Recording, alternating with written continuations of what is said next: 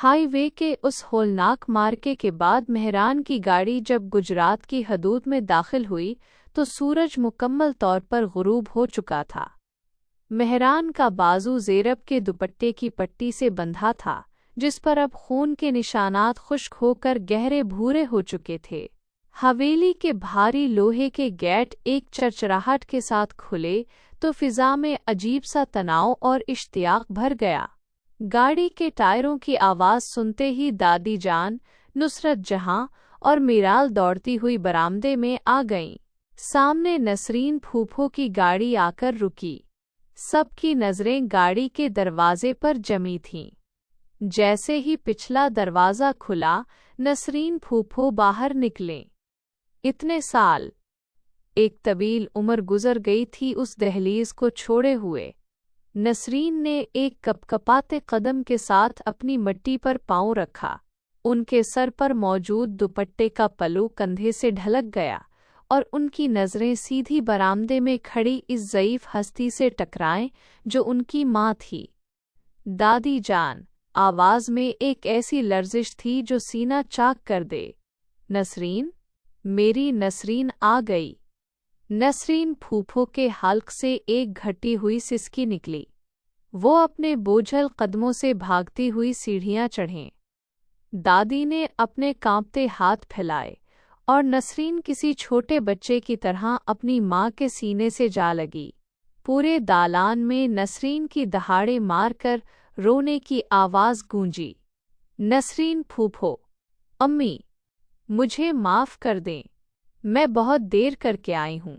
मुझे अपनी गोद से मत निकालना अम्मी, मैं इतने साल से इस खुशबू के लिए तरस रही थी। दादी जान ने नसरीन का चेहरा अपने हाथों के प्याले में भरा और वाल्हाना अंदाज में उसकी पेशानी और सर चूमने लगीं। उनके अपने आंसू नसरीन के बालों में मोतियों की तरह बिखर रहे थे। कैसी बात करती है नसरीन, माएँ कहीं अपनी औलादों से खफा होती हैं? तो आ गई। मेरे उजड़े घर के दरो दीवार जी उठे। इसी दौरान शब्बीर साहब भी गाड़ी से बाहर निकल आए। उनके चेहरे पर वही पुरानी तलखी और सख्ती थी, मगर अपनी बीवी की हालत देखकर वो खामोशी से एक तरफ खड़े हो गए। इरफान भी गाड़ी से उतरकर अपनी नानी को हैरत और खुशी के मिले जले जज्बात से देख रहे थे। नुसरत जहां मेहरान की माँ ने आगे बढ़कर नसरीन के कंधे पर हाथ रखा। खुशामदीद नसरीन, आज इस हवेली की रौनकें लौट आई हैं।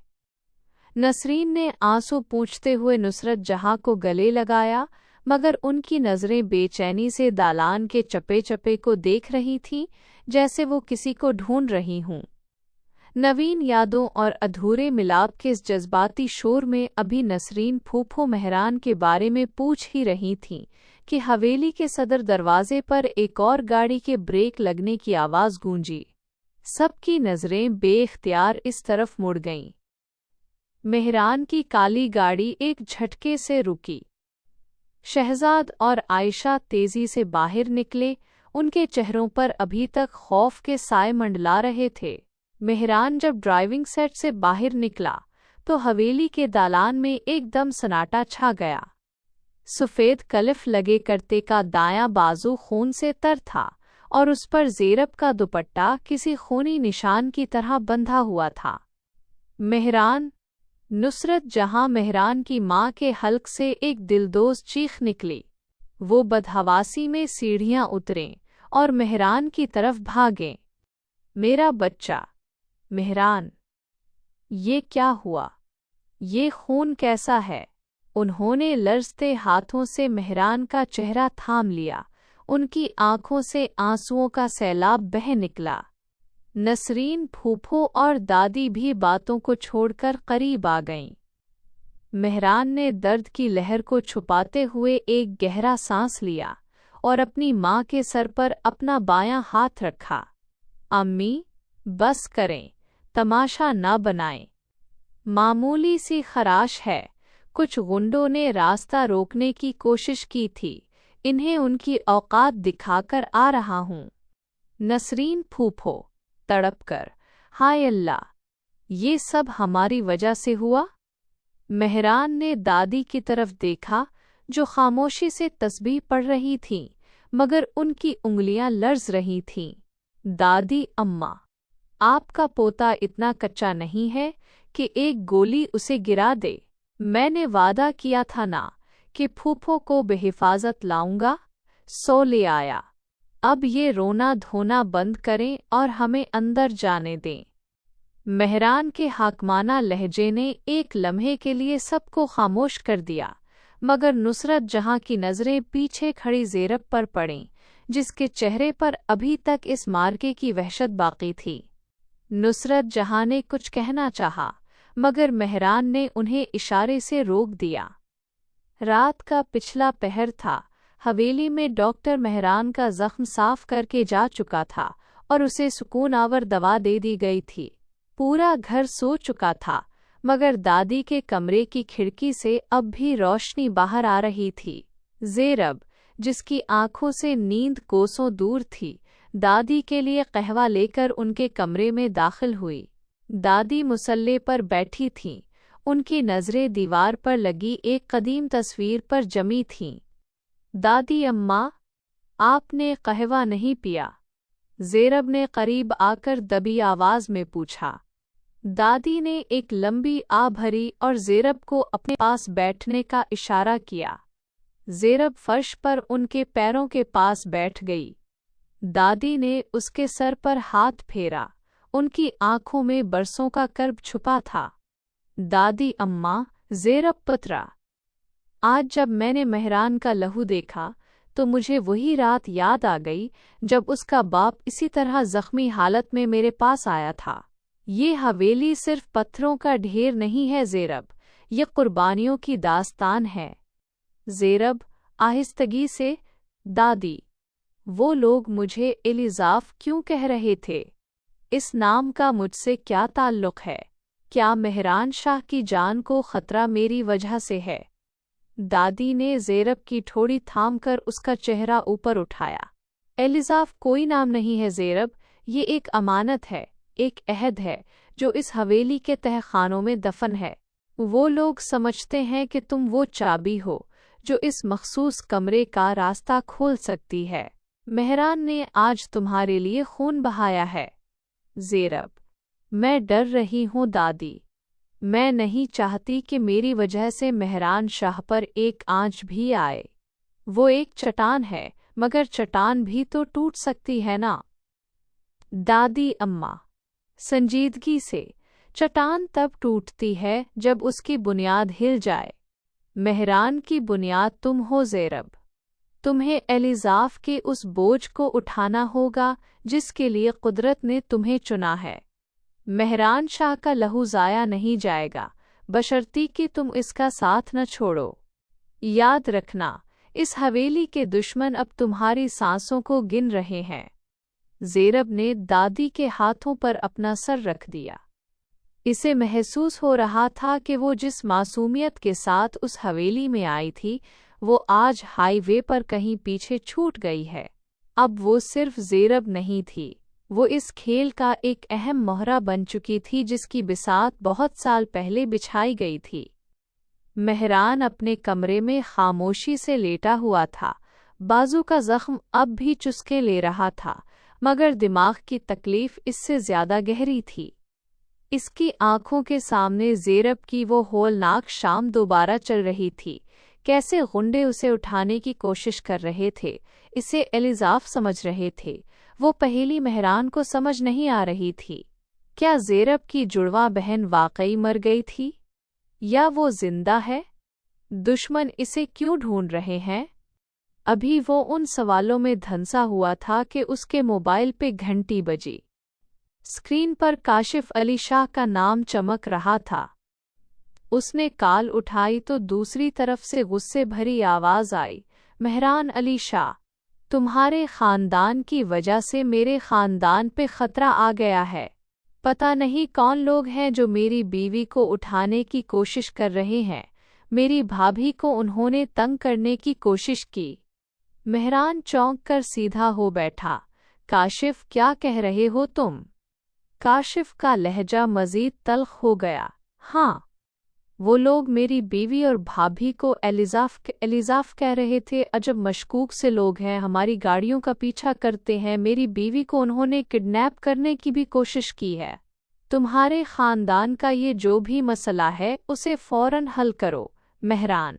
मेरे खानदान तक कोई खतरा नहीं आना चाहिए, वरना याद रखना मैं तुम्हें और तुम्हारे पूरे खानदान को ख़त्म कर दूंगा अगर मेरे खानदान के ऊपर ज़रा भी आँच आई।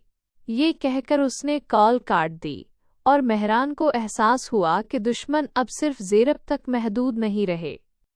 मेहरान ने खिड़की के पास खड़े होकर बाहर अंधेरे में डूबी हवेली के दालान को देखा। हाथ में पकड़ा फ़ोन था, जैसे काशिफ अली शाह की वो जहरीली कॉल अभी भी इसके कानों में गूंज रही हो। उसने एक लंबी सांस ली और अपने बचपन के यार हुसन का नंबर डायल किया। दूसरी तरफ से पहली ही बेल पर कॉल उठा ली गई। ओहो, मेहरान शाह! गुजरात के शेर को आज परदेस में बैठे इस गरीब की याद कैसे आ गई? हुसन की आवाज़ में वही पुरानी शौख़ी थी। सुना है हवेली की फ़िज़ाओं में आजकल ज़ेरब नाम की खुशबू फैली हुई है। क्या बात है मेहरान, शाह साहब तो किसी के इश्क के असीर होते जा रहे हैं। मेहरान के माथे पर बिल पड़ गए। हसन, ये मजाक का वक्त नहीं है, बात बहुत बिगड़ चुकी है। मेहरान का संजीदा और भारी लहजा सुनकर हुसन के लहजे से शरारत एकदम गायब हो गई। खैरियत तो है मेहरान? तुम्हारी आवाज़ इतनी उखड़ी क्यों है? मेहरान ने फ़ोन पर गिरफ्त मजबूत की, अपने ज़ख्मी बाजू की टेस को नज़रअंदाज करते हुए बोला, हम पर हमला हुआ था हसन। जब मैं नसरीन फूफो को लेकर वापस आ रहा था, हाईवे पर कुछ नकाब पोशों ने रास्ता रोका। उनका मकसद लौट मार नहीं था, वो सिर्फ ज़ेरब को उठाना चाहते थे। वो उसे एलिजाफ कह रहे थे, जैसे वो कोई लड़की नहीं बल्कि कोई बहुत कीमती चीज़ हो। हुसन की तरफ से चंद लम्हों की खामोशी छा गई। एलिजाफ, ये नाम तो मैंने पहले कभी नहीं सुना। लेकिन मेहरान, हमारा शक तो काशिफ अली शाह पर था ना? तुम्हें यकीन था कि ये सब वही करवा रहा है? यही तो असल उलझन है। मेहरान ने तड़प कर कहा, अभी अभी काशिफ की कॉल आई थी।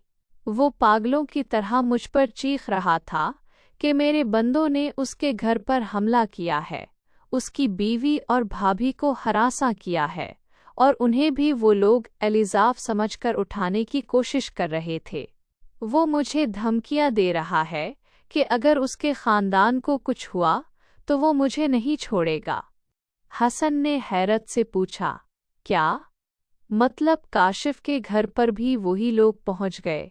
मेहरान, अगर काशिफ झूठ नहीं बोल रहा तो इसका मतलब है कि दुश्मन कोई तीसरा है जो तुम दोनों खानदानों को एक दूसरे के खिलाफ खड़ा करना चाहता है, या फिर वो इस एलिजाफ की तलाश में हर उस औरत तक पहुंच रहा है जिसका ताल्लुक तुम लोगों से है। मेहरान ने नफ़ी में सर हिलाया। मुझे समझ नहीं आ रहा कि वो सच्चा है या झूठा, मगर उसके लहजे का खौफ मसनूई नहीं लग रहा था। हसन, ज़ेरब की जान को ख़तरा है और मुझे ये भी नहीं मालूम कि इसका असल गुनाह क्या है। मैंने उसे इस पहेली के बीच में ला खड़ा किया है जिसका सिरा मेरे पास भी नहीं है। मेहरान ने दानिस्ता तौर पर गोली लगने का जिक्र नहीं किया। वो जानता था कि हुस्न जज्बाती होकर वहीं आपे से बाहर हो जाएगा। हुस्न की आवाज़ अब बिल्कुल संजीदा और फैसला कुन हो चुकी थी। मेहरान, तुम अकेले ये सब हैंडल नहीं कर पाओगे। ये दुश्मन जितना खामोश है उतना ही खतरनाक लग रहा है। तुम अपना और ज़ेरब का ख्याल रखो और हवेली की सिक्योरिटी बढ़ा दो। मैं इस वक्त एयरपोर्ट के रास्ते में हूँ। मेरी कल सुबह की फ़्लाइट है। मैं कल तक पाकिस्तान पहुँच जाऊँगा। जब मैं आऊँगा तब हम मिलकर उस एलिजाफ का नकाब उतारेंगे। मेहरान ने सुकून का एक सांस लिया। ठीक है हुसन, तुम्हारा इंतज़ार रहेगा। اپنا خیال رکھنا۔ فون بند ہوا تو مہران کی نظریں سامنے آئینے پر پڑیں، جہاں اس کا عکس ایک ادھوری کہانی سنا رہا تھا۔ حسن آ رہا تھا، مگر اسے لگ رہا تھا کہ کل کا سورج حویلی کے لیے کوئی نیا امتحان لے کر طلوع ہوگا۔